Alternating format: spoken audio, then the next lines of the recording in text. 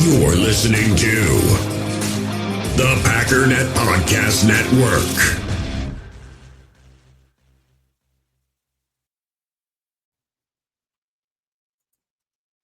Hey, good morning, everybody. Welcome into Packers Total Access. My name is Clayton. You can check us out on Packernet.com. Find me on Twitter at Packers_access. You can email us, PackersTotalAccess@gmail.com. You can text us 865-658-5824. Join alongside a drowsy Jacob in Wisconsin. Jacob, how we doing this morning, sir?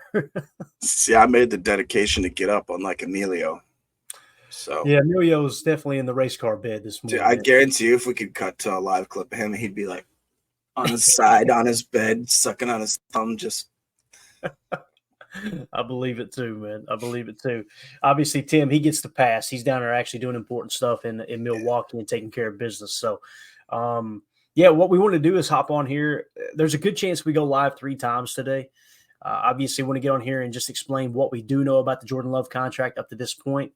If everything goes as planned for me, I'm going to go live again as soon as the Packers hit the practice field here in a little bit. So we'll do a little live stream during the practice, react to updates as they come in live. If Jacob's available, we'll see how everything shakes out. But and just kind of go with that. I thought that would be cool. The first day that Jordan Love's on the practice field, we would kind of cover that live, if you will. So I'm not expecting. I just want to set some expectations here. I'm not expecting Jordan Love to hit the practice field, and all of a sudden, all the offensive problems are fixed. And the reason I say that's because past precedent, right? Like, I remember every year, and we talked about this yesterday, really, Aaron Rodgers struggling in training camp. How many times we've seen him throw interceptions in training camp? Everybody's like, oh, is this the year he falls off? I mean, as recent really as like 2020 and 2021, that was happening. And one of the main reasons is because at training camp, you're looking to push the envelope a little bit. You're looking to test the waters, right?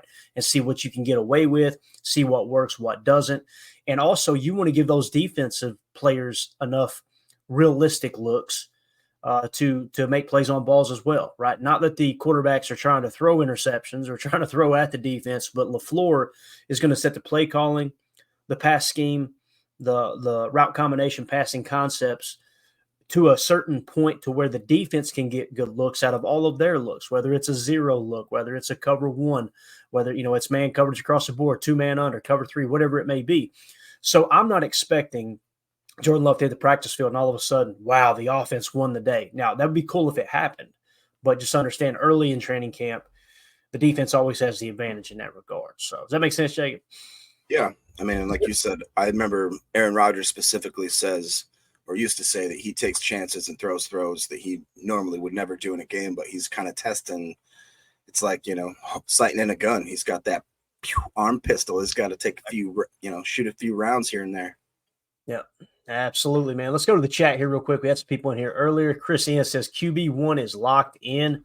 We got Miss Jen Wright. Good to see you, Jen. Says, good morning, Posse. Headed to training camp now with the grandsons. Can't wait. That's awesome. Y'all have an awesome time out there. That's a heck of a practice to go to. You know the energy in that building. Take some videos and send them to us and some pictures. Absolutely. And listen, I want to give a full disclaimer here.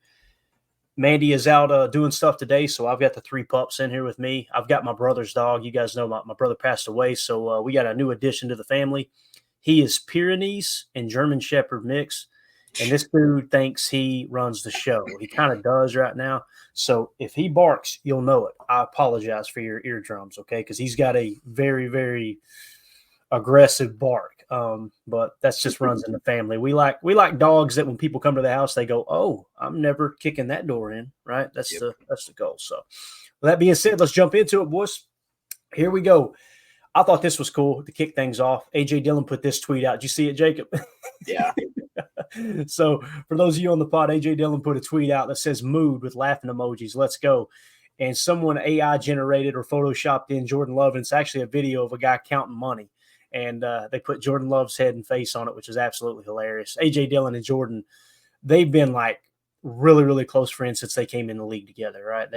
I remember them talking about AJ Dillon and him spending off seasons together and things like that, and always working out together when they're in Green Bay. So it's cool to see AJ Dillon so supportive of his buddy there. Jacob, I'm rooting for AJ Dillon, man. Like, that dude's in great shape. I think he's going to have a little more burst, a little more quickness. It sounded like Matt LaFleur was absolutely floored at how good a shape A.J. Dillon is coming to camp too, man. So hopefully that pans out this year. Yeah, and plus, I mean, you can't root for a guy anymore because he's so hometown friendly.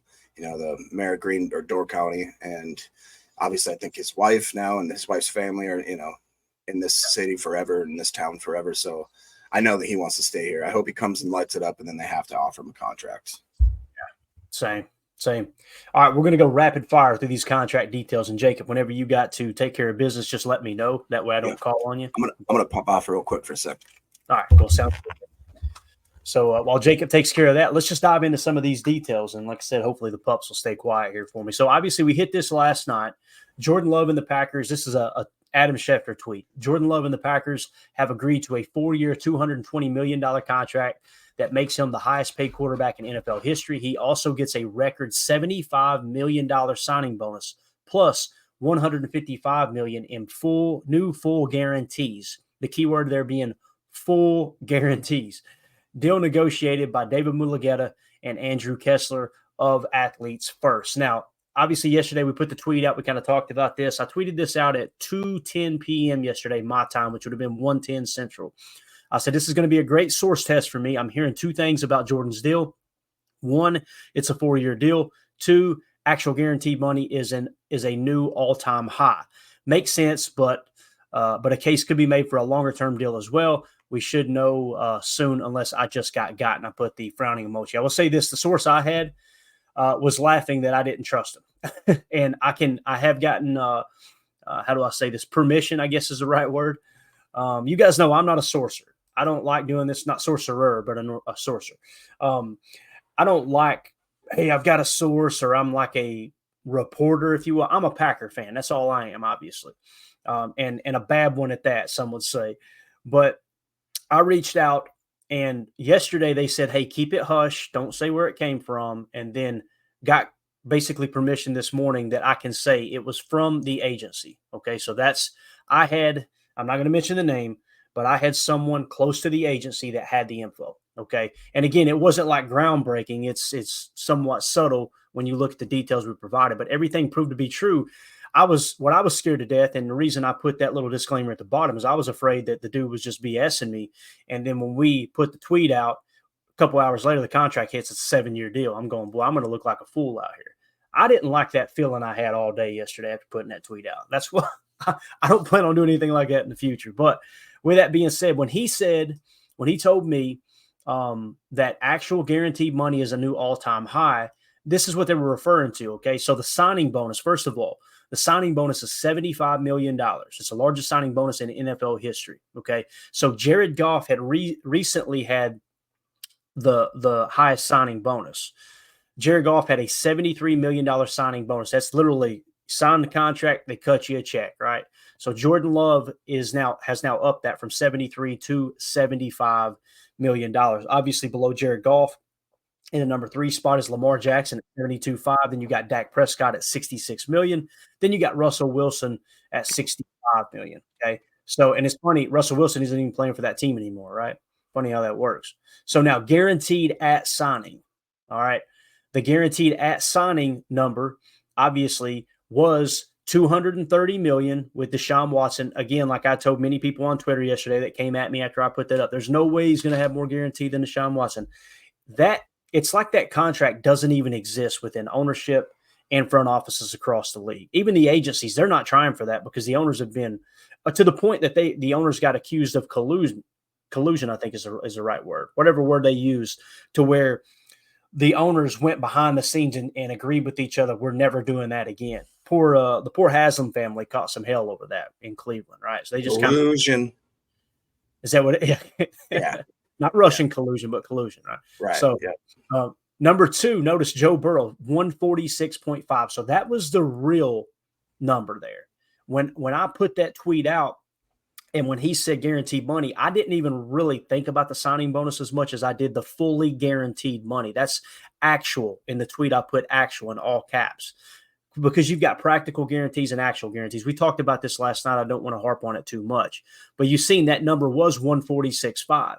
Well, when you look at Jordan's new deal here, and this was in an article, I think, from Rob Domofsky. Says the deal negotiated by David Mulugheta and Andrew Kessler of Athletes First also includes a record $75 million signing bonus and $155 million in new full guarantees. So now that new number is going to be 155, which it exceeds Joe Burrow's 146.5. That's the number I was referring to in my original tweet when I said actual guaranteed money is new all-time high. What's crazy is he could have even been talking about the 75 million, which could be considered actual guarantee, which honestly actual is the fully guaranteed aspect. But still, I didn't expect Jordan to break that part, to be honest with you, and he did. So it does prove to be kind of true all the way across the board, especially like I said with this article here from this little clip here from the article from Rob Domofsky talking about the $75 million signing bonus and 155 as well. So that's kind of how all that falls into place. Jacob, are you here? And do you got anything to add to this as we go through, man? Yeah, I was wondering, did you listen to Ryan's podcast when he broke down kind of he did like an emergency kind of podcast too, where he just covers the Love signing. And if I didn't misquote him or misunderstand him, I guess he made it sound a little more easy for me, because people were, believe it or not, some people were complaining that we either paid him too much or paid him too little, whatever the case is. But I think we see now why it took so long to maybe get a little bit of the details, because it does sound like that they wanted to have a crazy deal where it does make him the most highest paid in multiple categories. He gets all that, clout. But at the same time, it is almost a team-friendly deal in a way, because we can completely get out of that by, 2026 or 2027 if you really want to. Mm-hmm. And basically the way that, again, Ryan he said, basically it's you just gave him the 75 mil signing bonus up front, along with what his due salary was for the year. And you've already kind of almost knocked off half of that contract before we even start the new contract, because it's an extension, not just you know what I mean? So the 2025 year is kind of when that whole rebuilding, or not rebuilding, but where you can kind of start chipping away at that contract. And before you know it, like we talked about, if he's still rocking and rolling in 2026, 2027, we just move on, and that's fine. But if he is, for some reason, God forbid, something's going on and he's not playing at an elite level, we have a way to walk out of that contract and not just completely be, look like idiots.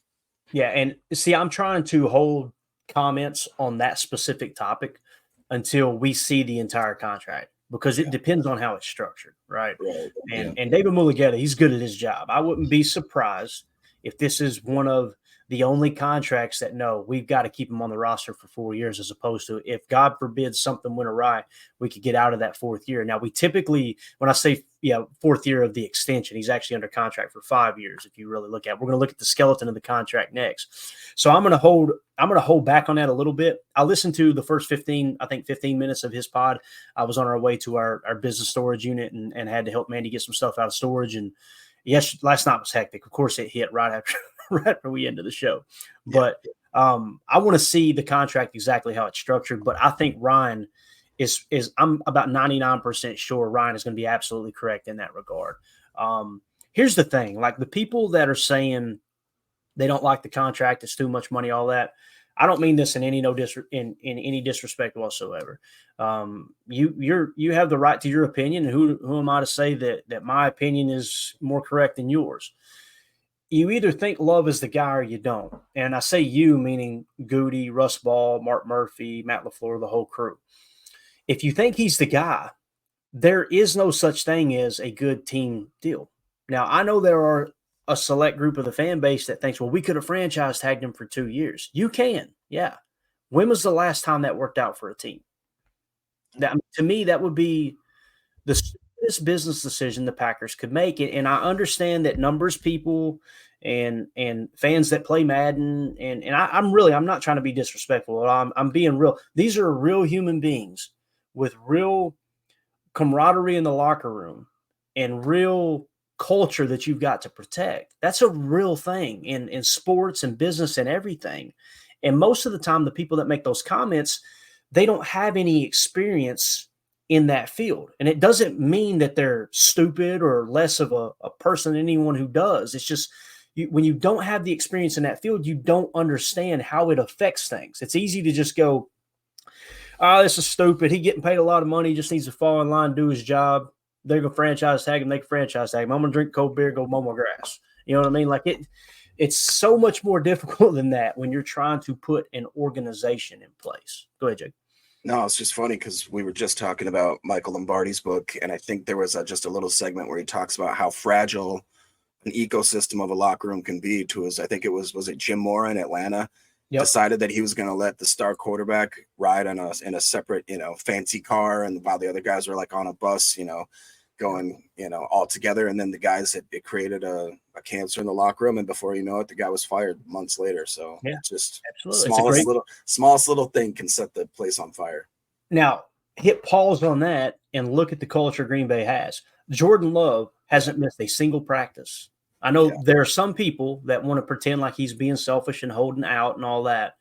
He hasn't missed a single practice. It came a damn monsoon at practice the other day, and he's standing in the rain with his teammates, right? Like he's like, you know how easy it would be to go, I'm just going to go in and get out of the rain. I'm not even practicing. And no one would have judged him for that. But he stood right there in that downpour with his teammates. That's called being a leader.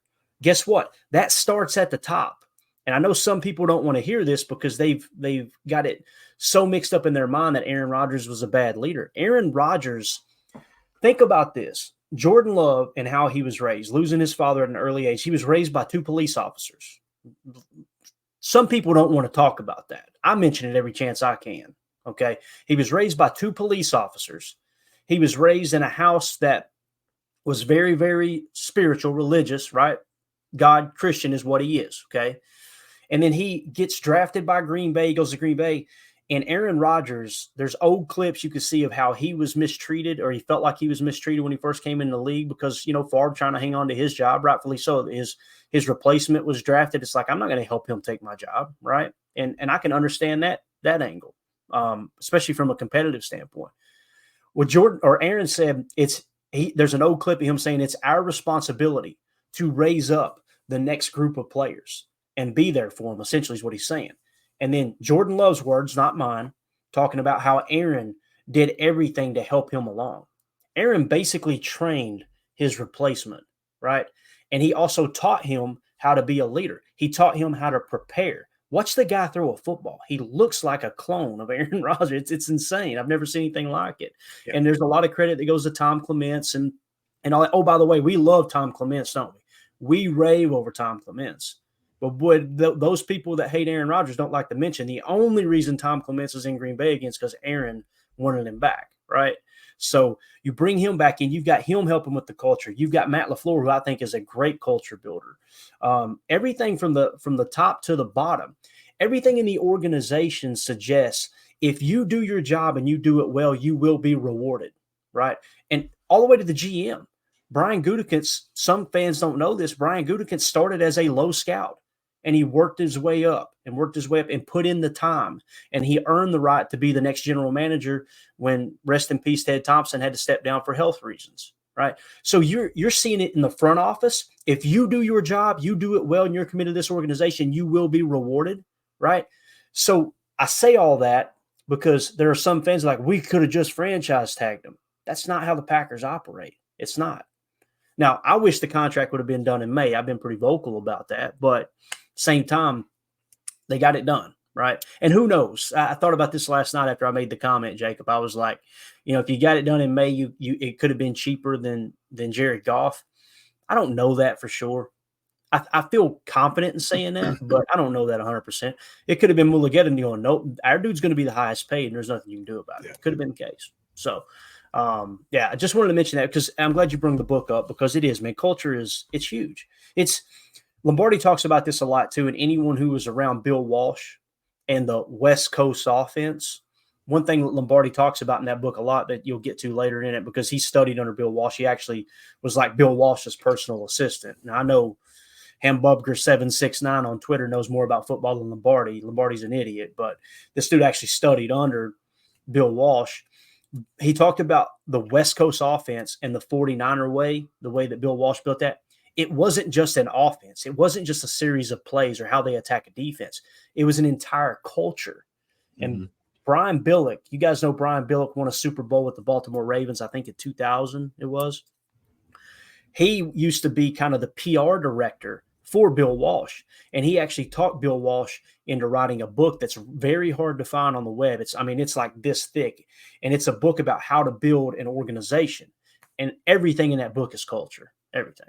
So he's the one who invented the whole, when you're talking to the media, you're actually talking to your team, essentially. That everything you say in the media, it's treated as if you're in a team meeting, because that's what it's for. That's how you can maximize the fact that the league is making you speak at a press conference. Anyway, let's get back to the contract. See, Jake, if you get me talking about culture and business and building teams and stuff, man, I get no, but it was cool too, because one thing he mentioned is he even got so like anal about the fact that he wanted the front, like the concession workers to all act a certain way, and like the people that let in, like the ticket takers, like he wanted every single part of the building, of the operation, acting a certain type of professional way. It was kind of cool.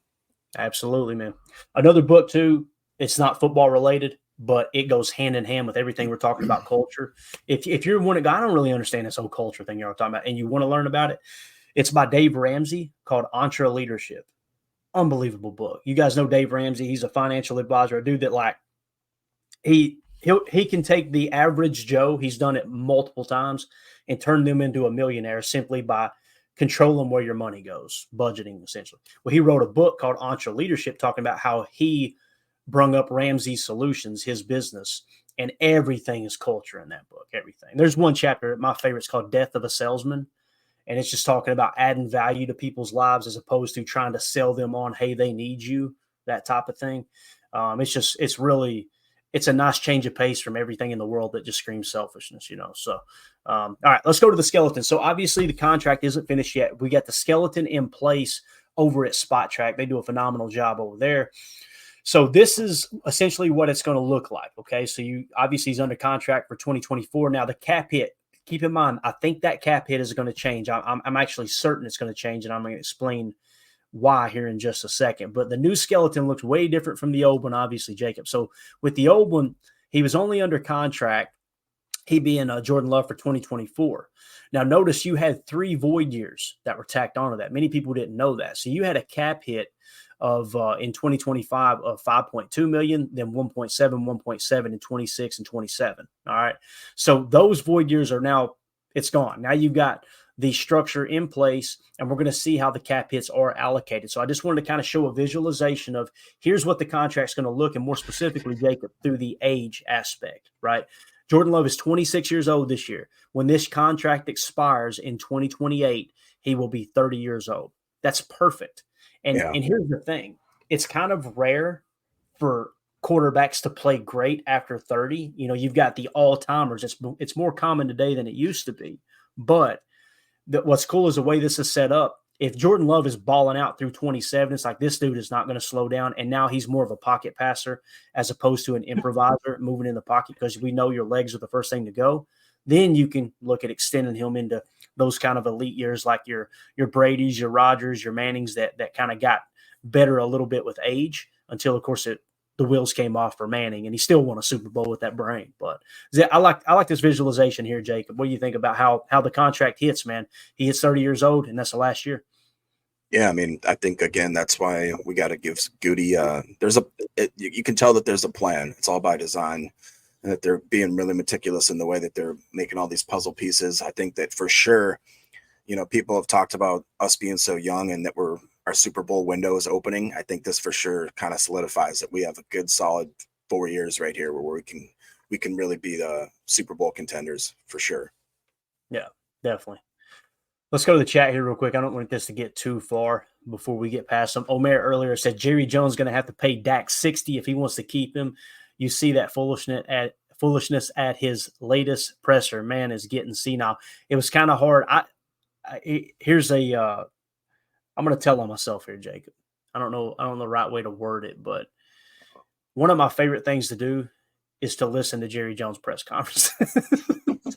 I love going to the Cowboys YouTube page and catching their live pressers from training camp, because I understand what you're saying, Omer. And here's the thing. Jerry Jones is one hell of a businessman. Who am I to sit here in my humble little house in Tennessee and pretend like I know more about business than Jerry Jones, who is just a gazillionaire, right? But I know what you're saying, man. That presser was cringy. It was very cringy. The thing that I do respect about Jerry, he loves football, and there's no denying that, man. He could be doing anything in the world, and he wants to be running the Dallas Cowboys. He may be running it into the ground, but he wants to be running the Dallas Cowboys. I respect that. AFAM said, like how dumb are the Raiders? That's what bad culture does.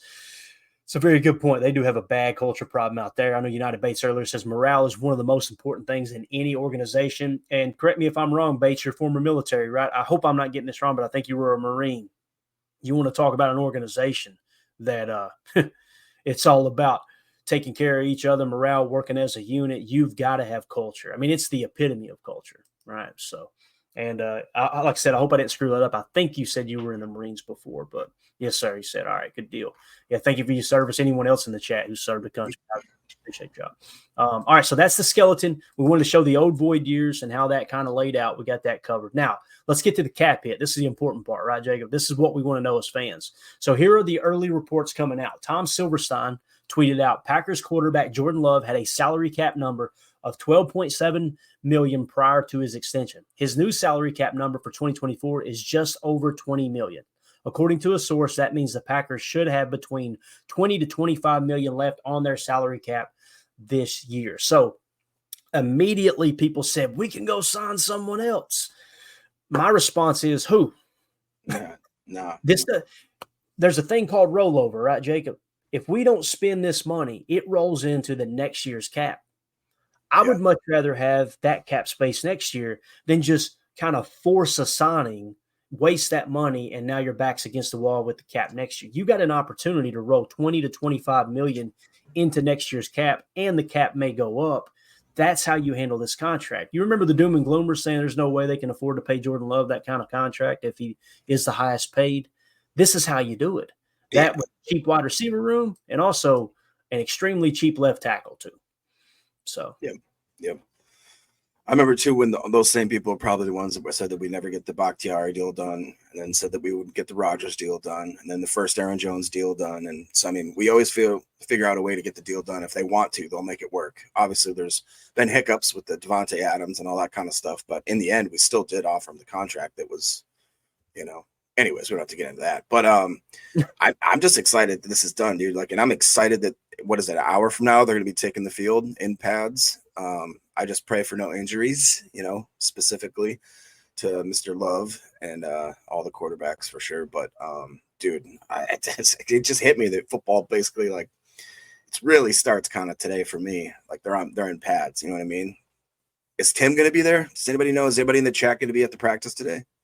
I know Jen is. Jen's already there, Jen, right? But I think Tim is still out of town. I think his plan was to maybe try to make it back Sunday. I'm not sure.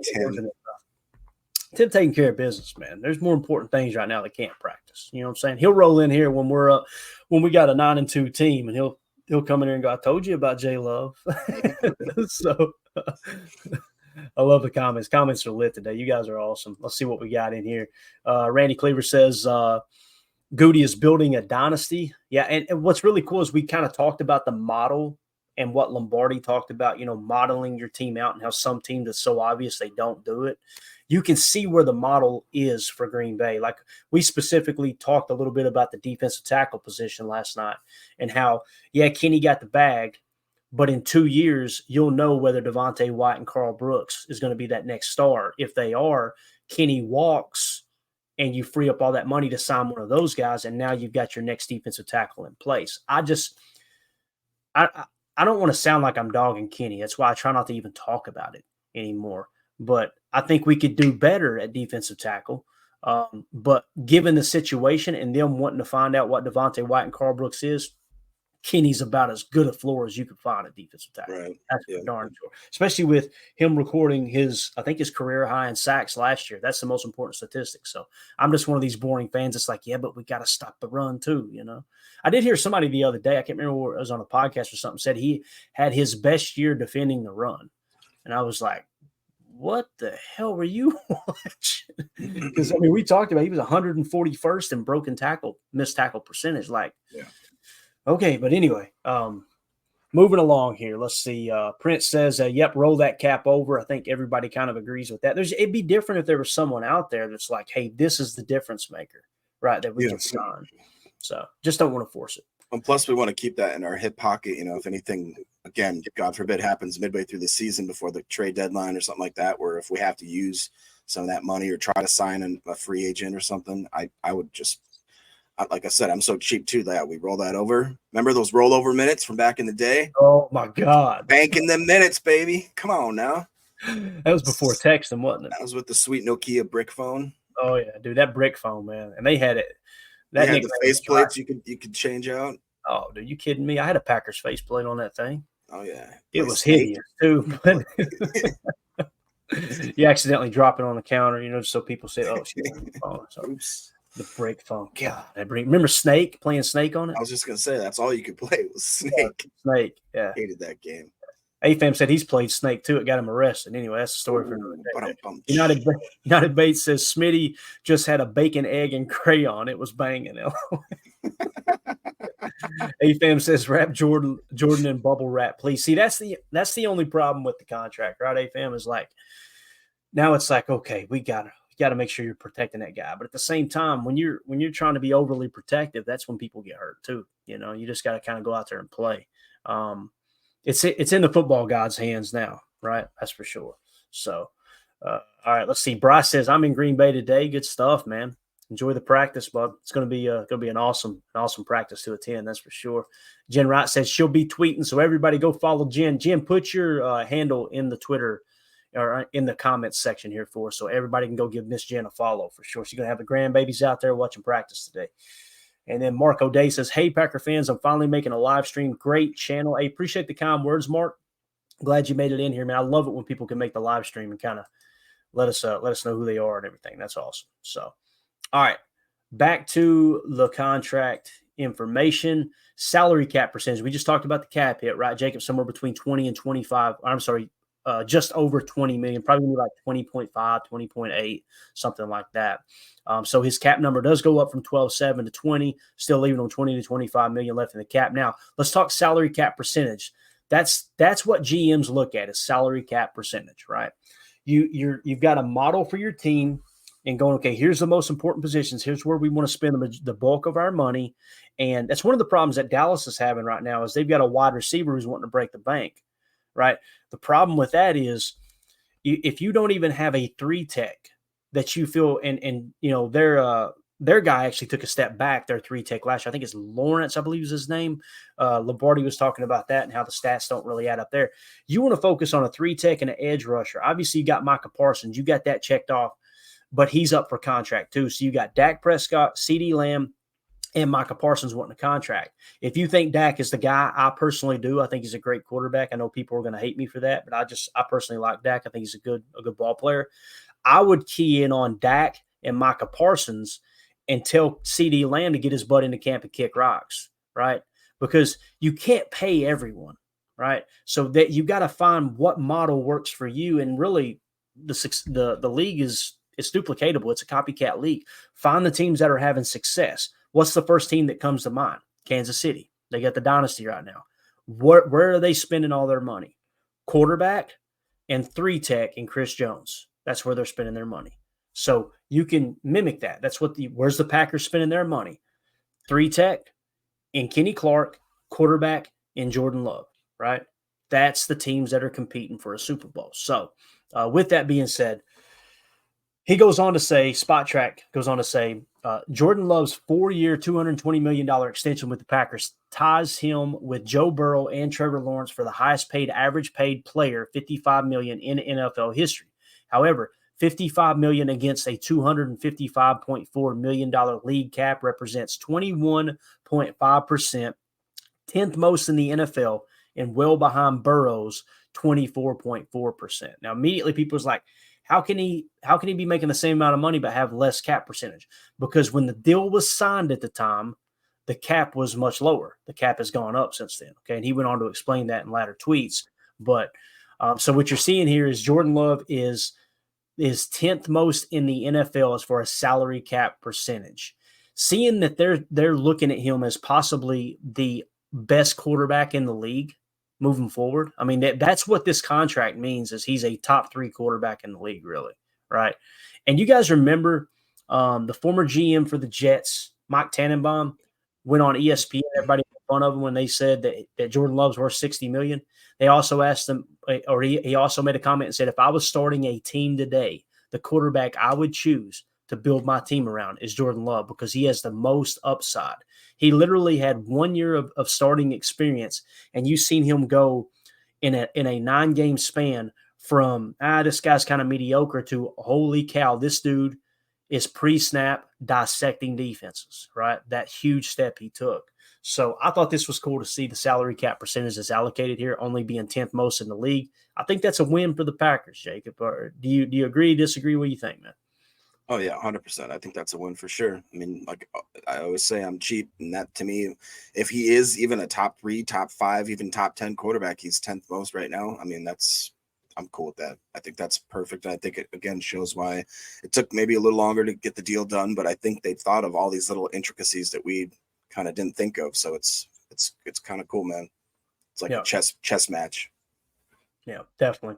And since we're talking salary cap, let me just hit this. Steve in the chat said Micah Parsons also wants his money as well. So when we were talking about Dallas' salary cap situation, here's the problem they have. If I remember correctly, it was Zach Martin, interior offensive lineman, that held out last year and wanted his contract, and they chose to pay him. That's a big no-no. We paid Elton Jenkins, but Elton Jenkins' contract, look at it across the league. It's not crazy, right? When a interior offensive lineman comes to you and wants to break the bank in that current year and set it up in a way that it's going to kind of hinder your cap in the long run, that's not a good model. That's what Michael Lombardi was talking about, modeling out your team, right? And it's the reason you'll hear me mention positions of importance, tier 1 of importance, quarterback, left tackle. On the defensive side, the defensive tackle and edge defender. It doesn't mean everybody in that position group has to be paid like that, although you'd love to see it. But if you have one edge defender and one interior defensive lineman that are at the top of their craft, meaning they're in the top 10 at their position group, well, guess what? They can't double team both of those guys in the pass rush. And this league is built around passing. So if you line one up at a wide 9 on one side and the other in a 3 tech on the opposite side of the formation, you've got to pick your poison. And then you could start to really craft your game plan from a defensive perspective on shutting down what they like to do offensively by choosing which side you want to be single covered. Now, the beautiful thing about Chris Jones in Kansas City is he can play nose, he can play 3, he can play wide 9, he plays all across that defensive line, right? So that I just wanted to kind of mention that's where the Cowboys screwed up, is they tried to pay everybody, and now they're looking up and they can't pay the most important players. They can. They're just going to have to cut ties with some of the other not so important positions. If they come out and they give CeeDee Lamb the bag, I'm expecting Dallas's downfall. They're going to take a step back because I'm telling you that position is not as important as your Micah Parsons or your Dak Prescott. If they decide to hit reset and go enter this quarterback hell, think of the Raiders. We were just talking about the bad culture with the Raiders. Oh, yeah. The Raiders, they let Derek Carr go, right? And I know Derek Carr isn't the second coming of Jesus himself, but they are in quarterback hell now. Mm-hmm. And Derek Carr was the reason that they were still somewhat competing because he protected the football and played pretty fundamentally sound at the quarterback position. Well, and then look what it did with the locker room, because what that did with the Devontae Adams mess, because that threw a ripple on that whole thing. That was one of the reasons that Devontae wanted to move there and play with his old college teammate and all that. And then again, we talk about what that does to a locker room. I don't think it's recovered. Yeah. Yep. Let's see here. Doug said in the chat, good to see you, Doug. He said, talked with Cowboy fans who do not want Dak back at any price. They saw how much Goff got, which set the table for Tua and J-Love.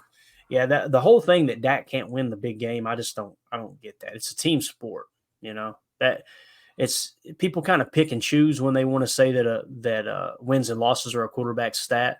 So I don't really, subscribe to that. But Cowboy fans are hilarious, though, man. You can't deny their passion for their sport. That's for sure. Now, as we wrap up here, just want to mention this. Tom Silverstein tweeted this out. Quarterback Jordan Love is eligible to practice in full with no ramp-up period. However, it will be up to Coach Matt LaFleur to determine how much he practices Saturday, which will be the first in pads. Love has only attended meetings and watched practice thus far. So there's a slight chance there could be a little ramp-up for him. I wouldn't be surprised if we seen him out there full go, though, to be honest with you. He looks like he's in great shape. Looks like he's ready to go, Jacob. So, obviously that training camp practice is going to get kicked off here at 10:30 a.m. Central Time, roughly a little less than an hour from now. And our plan is to go live as soon as that practice kicks off, we're going to be live on here and just trying to give some practice updates and maybe a couple other topics. If I don't go live, don't hate me. I'm going to try to work it in, but I got almost 2 acres out here to clear today and get cleaned up. So going to be a rough one. It's hot. It's hotter than a $2 pistol in a Emilio's backup van too. You know what I'm saying? I don't wanna, but yeah, I do. Anything else you got, man, as we get ready to wrap up here, bud? No, it was just good to see Murph in the chat. Haven't seen them in a while. Murph. So yeah. What up, Murph? And if you guys wouldn't mind, before we get out of here, hit that like button and maybe hit share today, and just tell people that we're going to be going live 2 more times throughout the day, and just try to get some new people in here, because we'd like to keep it growing. Keep it growing. Sounds good, man. Appreciate that. So, yeah, just hit that like button. Feel free to sub to the channel. The YouTube channel is absolutely blowing up. I've had people asking, why can't I super chat? Why can't I super chat? If everything goes as planned, that feature should be back on the channel August 24th. So if it does come back, great. If not, no big deal. Also, if you want to support the channel and join our awesome community over here at Patreon, just scan that QR code in the upper right. That'll send you to our Patreon group, where you can join one of 3 tiers. So just a way for you to support the channel. We also do giveaways attached to it as well. We take everybody who is supporting the channel, and we'll have stuff that's donated to the channel. We'll have memorabilia that I'll purchase personally. And like I said, just we'll do spin-offs, raffles, stuff like that, give it away. That way we can kind of give back to those who are supporting the channel. It's just a really cool community in there too, a way for you guys to stay connected and also get in touch with us a lot easier. So appreciate y'all that are a part of the Patreon community. That being said, we're out of here. We will see y'all probably in about an hour, maybe a little more, and see if we can get some live updates. And then we'll plan on going live again this evening at 7 p.m. Central Time if everything goes as planned too. So Jacob, thank you for joining me. Go take you a nappy nap. All right, man. No, I'm gonna go work out. I'm gonna get ready. I'm gonna wake up. I'm gonna be here in an hour, because we're gonna give you guys some coverage, baby. That's what I'm talking about, man. I think. Why do you want to work out, Jacob? Because you want to be thick. You know what I'm saying? Yeah, right. I do. All right, we're out of here, guys. We'll see y'all soon. For those of you listening on the pod, thank you for making us a part of your day. As always, let's go out and be the change we want to see in the world. And go, Pack, go. Jen, wear sunscreen if it's hot out there, all right? Be careful. Yeah. Protect those ears. I know all about that, man. Emilio, you know what Emilio said to me when he came up here, Jacob? What? He said, you look more Mexican than I do. That's what he said. It's true. He can say that because he's Mexican, okay? Yes, he can. Yes, he is can. what it is. So we'll see y'all soon.